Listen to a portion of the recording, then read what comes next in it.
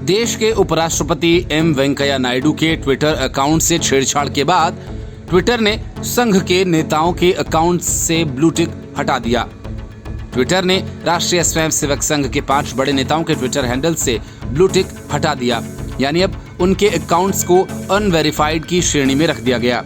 Twitter ने संघ के जिन नेताओं के ट्विटर हैंडल से ब्लू टिक हटाया उनमें सुरेश जोशी, सुरेश सोनी, अरुण कुमार, अनिरुद्ध देशपांडे, कृष्ण गोपाल हैं। सुरेश सोनी और कृष्ण गोपाल संघ के सह सरकार्यवाह हैं। वहीं अरुण कुमार अखिल भारतीय प्रचार प्रमुख के पद पर हैं। सुरेश सोनी सरकार्यवाह के पद पर हैं।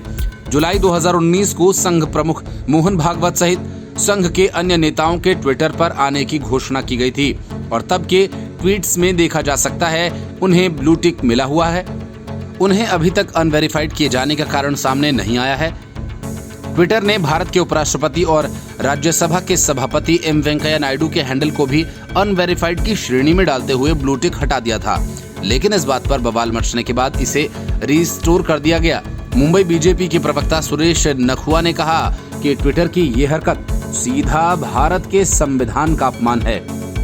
इस तरह अन्य नेताओं ने भी ट्विटर का विरोध किया। दरअसल ट्विटर की नीति कहती है अगर किसी ने अपने हैंडल का यूजर नेम बदला है या फिर अकाउंट निष्क्रिय या अधूरा हो जाता है तो उसे मिला ब्लू टिक हटाया जा सकता है। ब्लू टिक तब भी हटाया जाता है जब यूजर उस स्थिति में न रहे जिस स्थिति में उसे ये दिया गया था, जैसे किसी ने अपना पद छोड़ दिया हो। साथ ही जो ट्विटर के सत्यापन वाले मापदंडों का पालन नहीं करते उनका ब्लू टिक भी छीन लिया जाता है। हालांकि एम वेंकैया नायडू ने जुलाई 23, 2020 के बाद से अब तक इस हैंडल से कोई ट्वीट नहीं किया। इस हैंडल पर उनके 13 लाख फॉलोअर्स हैं। ट्विटर की नीति ये भी कहती है कि अगर 6 महीने लगातार लॉगिन नहीं हुआ तो वो उस हैंडल को निष्क्रिय की श्रेणी में डाल सकते हैं। Report news of India.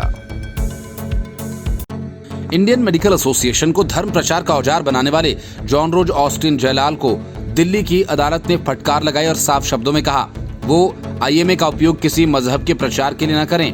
लेकिन कोर्ट ने इसके साथ ही उस याचिका को रद्द कर दिया जिनमें हिंदू धर्म के अपमान के लिए उनके खिलाफ मानहानि का मुकदमा चलाने की अपील की गई थी। एडिशनल सेशन जज अजय गोयल ने ये फैसला सुनाया। उन्होंने अपने फैसले में रोहित झा नामक व्यक्ति द्वारा दायर किए गए शूट को डिसमिस कर दिया। इस दौरान जज ने पाकिस्तान के कट्टरवादी इस्लामी कवि मोहम्मद इकबाल की पंक्तियां मजहब नहीं सिखाता आपस में बैर करना भी सुनाया। उम्मा के पैरोकार अल्लामा इकबाल ने मुस्लिम हैं हम वतन है सारा जहां हमारा लिखा था और मूर्ति पूजा का माखौल उड़ाया था। अजय गोयल ने अपने आदेश में लिखा कि मजहब नहीं सिखाता आपस में बैर रखना, हिंदी हैं हम, वतन है हिंदुस्तान हमारा, सारे जहां से अच्छा हिंदुस्तान हमारा। जज ने कहा कि मुस्लिम कवि द्वारा लिखे गए इस तराने में जो हिंदी शब्द हैं वो हिंदुओं की नहीं बल्कि सारे हिंदुस्तानियों की बात करता है, भले ही उसका मजहब जाति अलग अलग हो। जज गोयल ने आगे लिखा कि यही तो सेक्युलरिज्म की सुंदरता है। अदालत ने कहा कि डॉक्टर जयलाल ने सुनवाई के दौरान आश्वासन दिया कि वो आगे इस तरह की गतिविधियों में लिप्त नहीं रहेंगे, इसलिए उनके खिलाफ कोई आदेश देने की जरूरत नहीं है। दिसंबर 2020 में भारत में मेडिकल प्रोफेशनल्स का सबसे बड़ा संगठन आईएमए के अध्यक्ष बनाए गए जॉन रोज ऑस्टिन जयलाल पर आरोप है कि वो आईएमए को ढाल बनाकर अपने पद का दुरुपयोग करते हुए राष्ट्र को गुमराह कर रहे हैं और हिंदुओं को धर्मांतरण करने के लिए उकसा रहे हैं। याचिका में डॉक्टर जयलाल के इंटरव्यूज और लेखों का हवाला देते हुए मांग की गई थी कि आईएमए अध्यक्ष को ऐसा कुछ भी लिखने या मीडिया में बोलने से मना किया जाए जो हिंदू धर्म या आयुर्वेद का अपमान करते हों। कोर्ट ने कहा कि सेक्युलरिज्म भारतीय संविधान के मूलभूत पहलुओं में से एक है और इसे जिंदा रखने की जिम्मेदारी किसी एक संप्रदाय की नहीं है, बल्कि सभी भारतीयों को इसके लिए संचित प्रयास करने होंगे। लेकिन साथ ही कोर्ट ने यह भी कहा कि अपने धर्म का प्रचार प्रसार करने की भी स्वतंत्रता है, लेकिन इनमें किसी अन्य धर्म का अपमान नहीं होना चाहिए। कोर्ट ने कहा कि सरकारों, अधिकारियों, सार्वजनिक संगठनों और प्राइवेट बॉडीज द्वारा किसी एक मजहब के ऊपर दूसरे को बढ़ावा देना सेक्युलरिज्म के खिलाफ है। उन्होंने कहा कि ऐसी हरकतें निष्पक्षता को किनारे करती हैं, भेदभाव को बढ़ावा देती हैं और बराबरी के व्यवहार को खत्म करती हैं। कोर्ट ने कहा कि किसी संस्थान द्वारा एक्सक्लूसिव रूप से किसी खास मजहब को बढ़ावा देने का अर्थ है कि वो संविधान के सेक्युलर कैरेक्टर के खिलाफ जा रहा है और नैतिकता के संवैधानिक मूल्य के पालन से इनकार कर रहा है। कोर्ट ने कहा कि किसी भी परिस्थिति का फायदा उठाकर किसी पर दबाव या लालच के जरिए बाध्य नहीं किया जाना चाहिए। कोर्ट ने याद दिलाया कि सुश्रुत सर्जरी के देवता हैं और सर्जरी एलोपैथी का अहम हिस्सा है। अदालत ने कहा कि ये विवाद एलोपैथी और आयुर्वेद का बन गया है, लेकिन वो इस पर टिप्पणी नहीं करना चाहेंगे। उन्होंने कहा कि इलाज की सभी विधियां महत्वपूर्ण हैं। परिस्थिति के हिसाब से सभी के अपने फायदे और नुकसान हैं। साथ ही चेताया कि बड़े पदों पर बैठे लोगों को गैर जिम्मेदाराना बयान नहीं देना चाहिए। उन्होंने कहा कि आईएमए का उद्देश्य मेडिकल कर्मचारियों का हित है। इस मंच का इस्तेमाल किसी के मजहब के प्रचार प्रसार में न हो। Bureau report, news of India. Banking regulation act में हुआ बदलाव शरद पवार की परेशानी का सबब बन गया। असल में बैंकिंग रेगुलेशन एक्ट में बदलाव के बाद देश के सभी सहकारी bank reserve bank of India की सीधी निगरानी में आ गए हैं। यही बात शरद पवार के गले उतर नहीं रही है, इसलिए शरद पवार की पूरी पार्टी इसके खिलाफ उठ खड़ी हुई है।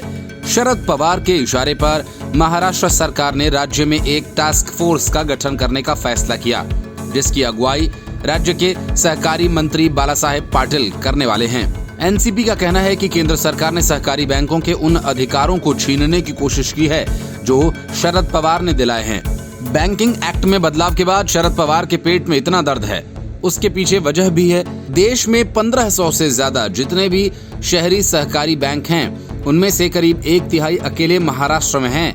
राज्य में 497 शहरी सहकारी बैंक और 31 जिला केंद्रीय सहकारी बैंक काम कर रहे हैं, जिसमें 2,93,000 करोड़ रुपया जमा है। हकीकत ये है कि इनमें से ज्यादातर बैंक्स पर बोर्ड ऑफ डायरेक्टर्स के जरिए एनसीपी नेताओं का कब्जा है। नए कानून से अब ये बैंक सीधा आरबीआई की निगरानी में आ गए, जिससे उनकी जवाबदेही बढ़ गई है और अब वो जांच से बच नहीं सकते। यही वजह है कि एनसीपी प्रवक्ता नवाब मलिक ने कहा कि पवार ने सहकारी बैंक्स को बढ़ाने के लिए बहुत काम किया, लेकिन केंद्र सरकार अब उसके अधिकार छीन रही है। शरद पवार ने पार्टी नेताओं के साथ एक बैठक में बैंकिंग रेगुलेशन एक्ट में बदलाव के खिलाफ एक्शन प्लान तैयार करने के लिए टास्क फोर्स बनाने को मंजूरी दी है, जिसके तहत सहकारी बैंक को आरबीआई की निगरानी के दायरे में लाया गया है। पार्टी के प्रवक्ता नवाब मलिक ने इसके पीछे दलील दी है कि ये केंद्र सरकार की बैंकिंग रेगुलेशन एक्ट 1949 में बदलाव के जरिए कोऑपरेटिव बैंकिंग सेक्टर को कमजोर करने की कोशिश कर रही थी, लेकिन एनसीपी इस खेल को रोक देगी। कोऑपरेटिव बैंक लंबे समय से 2 तरह के रेगुलेशन के तहत काम करते रहे हैं, स्टेट रजिस्ट्रार ऑफ सोसाइटीज और आरबीआई। इसके चलते ये बैंक अपनी नाकामी और गड़बड़ियों के बाद भी छानबीन से बचते रहे हैं, लेकिन संसद के कानून में बदलाव होने के बाद अब ये बैंक सीधा आरबीआई की निगरानी में आ गए हैं और अब वह अपनी नाकामियों या घोटालों को नहीं छिपा पाएंगे, क्योंकि संशोधित कानून ने आरबीआई को संबंधित राज्य सरकारों के साथ चर्चा के बाद सहकारी बैंक के निदेशक मंडल को खत्म करने की शक्ति दी है। पहले ये सिर्फ मल्टी स्टेट कोऑपरेटिव बैंक को ही निर्देश जारी कर सकता था। देश में करीब 1540 शहरी सहकारी बैंक्स हैं, जिनमें 8 करोड़ 60 लाख लोगों का कम से कम 5 लाख करोड़ रुपया जमा है।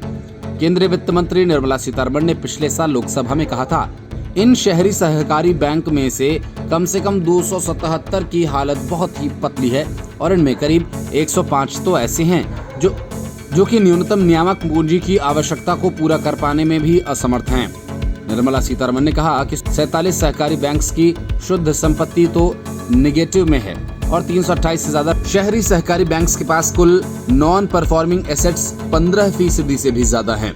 आरबीआई ने जो सबसे ताजा फाइनेंशियल स्टेबिलिटी रिपोर्ट जारी की है, उसके मुताबिक शहरी सहकारी बैंक्स की कुल नॉन परफॉर्मिंग एसेट्स का अनुपात 2020 मार्च 9.89% से और नीचे गिरकर 2020 के सितंबर में 10.36% तक पहुंच गया है। शहरी बैंक्स के पास बैड लोन के रूप में ऐसी बहुत बड़ी रकम है जिसके वापस मिलने की संभावना दूर दूर तक नहीं है। इनका कैपिटल बेस भी बहुत छोटा है। ऊपर से इन बैंक्स में स्टाफ की नियुक्तियों में राजनेताओं का आशीर्वाद होता है। इन सारी वजहों से इन बैंक्स की क्षमता बुरी तरह से प्रभावित हो रही थी और कानून में बदलाव करके जमाकर्ताओं के पैसों की सुरक्षा और इन बैंक्स के कामकाज की जिम्मेदारी तय करने के साथ ही उनमें प्रोफेशनलिज्म लाने की कोशिश की गई। Report, news of India. Nigeria ने जिस तरह अपने राष्ट्रपति का ट्वीट डिलीट किए जाने के बाद ट्विटर को बैन कर दिया, भारत में भी ट्विटर के साथ कुछ वैसा ही होता दिख रहा है। वजह यह है कि ट्विटर ने अब तक भारत सरकार के आईटी रूल्स का अनुपालन शुरू नहीं किया है। इसीलिए भारत सरकार ने ट्विटर को अपनी तरफ से आखिरी नोटिस भेजा है। इंफॉर्मेशन टेक्नोलॉजी रूल्स 2021 के तहत सभी सोशल मीडिया प्लेटफॉर्म्स को भारत सरकार के नए आईटी कानूनों के अनुपालन के लिए कहा गया था, जिस पर ट्विटर को नोटिस जारी किया गया है। नोटिस में कहा गया है कि ट्विटर ने नए आईटी रूल्स के अंतर्गत नियुक्त किए जाने वाले चीफ कंप्लायंस ऑफिसर से संबंधित कोई जानकारी साझा नहीं की है और ट्विटर द्वारा नियुक्त किए गए रेसिडेंट ग्राइवेंस ऑफिसर और नोडल कॉन्टैक्ट पर्सन भी ट्विटर के कर्मचारी नहीं है। नोटिस में बताया गया है कि नए आईटी रूल्स के तहत अनुपालन में असमर्थ रहने पर ट्विटर आगामी परिणामों के लिए जिम्मेदार होगा। ट्विटर ने सरकार के नियमों को मानने के बदले अपनी एकतरफा कार्रवाई जारी रखी। उसने भारत के उपराष्ट्रपति एम वेंकैया नायडू के हैंडल से ब्लू टिक हटा दिया और उसे अनवेरिफाइड की श्रेणी में रख दिया। ट्विटर की इस हरकत पर विवाद शुरू होने के बाद ट्विटर ने उपराष्ट्रपति का हैंडल रीस्टोर कर दिया, लेकिन उसने राष्ट्रीय स्वयंसेवक संघ के 5 बड़े नेताओं के हैंडल से ब्लू टिक हटा दिया। ट्विटर ने सुरेश जोशी, सुरेश सोनी, अरुण कुमार, अनिरुद्ध देशपांडे और कृष्णा गोपाल जैसे संघ के नेताओं के हैंडल से ब्लू टिक हटाया और उसे अनवेरिफाइड की श्रेणी में रख दिया। दूसरी तरफ उधर नाइजीरिया के राष्ट्रपति ने अनिश्चित काल के लिए ट्विटर को प्रतिबंधित करने का निर्णय लिया है। गल्फ ऑफ गिनी में स्थित अफ्रीकी मुल्क ने कहा है कि ट्विटर उसके कॉर्पोरेट अस्तित्व को ठेस पहुंचा रहा था, इसीलिए ये कार्रवाई की गई। ट्विटर ने नाइजीरिया के राष्ट्रपति मोहम्मद बुहारी के एक बयान को डिलीट कर दिया था, जिसके बाद ये कार्रवाई की गई। Bureau report, news of India.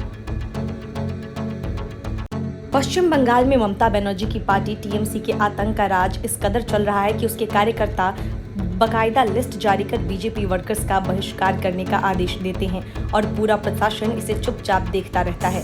BJP ने आरोप लगाया है कि टीएमसी ने कुछ बीजेपी कार्यकर्ता की लिस्ट जारी कर बंगाल के दुकानदारों को यह आदेश दिया है कि इन भाजपा कार्यकर्ताओं को कोई भी सामान न बेचा जाए, यहाँ तक कि चाय भी नहीं। पश्चिम बंगाल में भाजपा की महिला मोर्चा अध्यक्ष किया घोष ने ट्वीट करके यह जानकारी साझा की है। किया घोष ने ट्वीट करके यह जानकारी दी कि स्थानीय टीएमसी के कुछ लोगों ने लिस्ट जारी की है और दुकानदारों से कहा है कि इन 18 सूचीबद्ध लोगों को कोई भी सामान न बेचा जाए, यहाँ तक कि चाय भी नहीं। यदि सामान बेचना भी है तो टीएमसी से पूछकर। घोष ने कहा कि इन सभी लोगों के बीच यही समानता है कि ये सभी भाजपा कार्यकर्ता हैं। केंद्रीय वित्त मंत्री निर्मला सीतारमण ने किया घोष के ट्वीट पर प्रतिक्रिया देते हुए कहा कि मुख्यमंत्री ममता बनर्जी यह सुनिश्चित करे कि पश्चिम बंगाल में सभी लोगों के साथ समान व्यवहार हो, अन्यथा यह शर्म की बात है।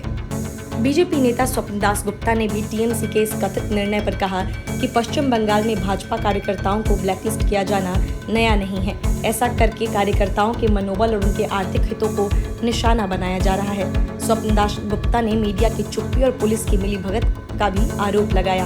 उन्होंने यह भी कहा कि राशन आदि की दुकानों के अलावा भाजपा कार्यकर्ताओं को कोरोना वायरस का टीका लेने से भी रोका जा रहा है। पश्चिम बंगाल में भाजपा कार्यकर्ताओं को पहली बार निशाना नहीं बनाया जा रहा है। 2 मई 2021 को राज्य में विधानसभा चुनाव के परिणाम आने और तृणमूल कांग्रेस की सरकार बनने के बाद भाजपा कार्यकर्ताओं और समर्थकों के खिलाफ हिंसा शुरू हुई थी। इस हिंसा में कई कार्यकर्ताओं की हत्या तक कर दी गई थी। इसके अलावा राज्य में लूटपाट, तोड़फोड़ और महिलाओं के उत्पीड़न की खबर भी आई थी।